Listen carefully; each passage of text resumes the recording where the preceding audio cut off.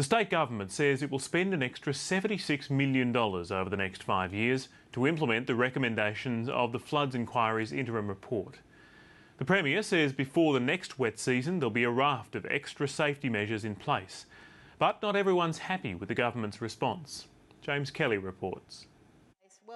Anna Bligh told Parliament she'll spend $76 million over 5 years implementing 104 recommendations from the flood report.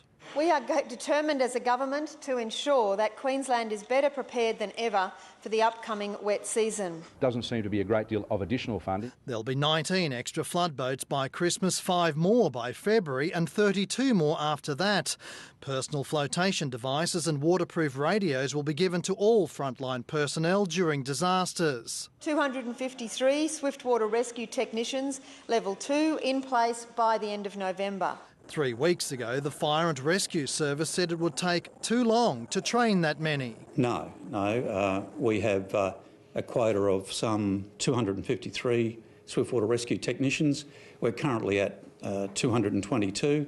It now says it will fast-track that training. There'll also be 200 extra SES volunteers, more disaster training and an advertising blitz on storms and cyclones and the dangers of driving into floodwaters.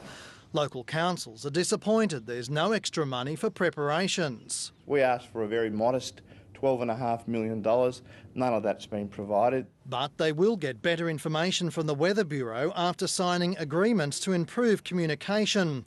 Some money has been allocated for vulnerable councils to buy warning systems and river monitoring gauges. There is a capital sum of $5 million, but it's been taken away from an existing local government grant pool. The Premier says the review of the safety manual for Wivenhoe and Somerset dams is well underway. We will also be making legislative changes before the end of this year to the Water Act to clarify the roles of the water entities. Anna Bligh says that will help satisfy the recommendation to reduce the dams to 75% capacity if extreme wet weather is predicted. James Kelly, ABC News.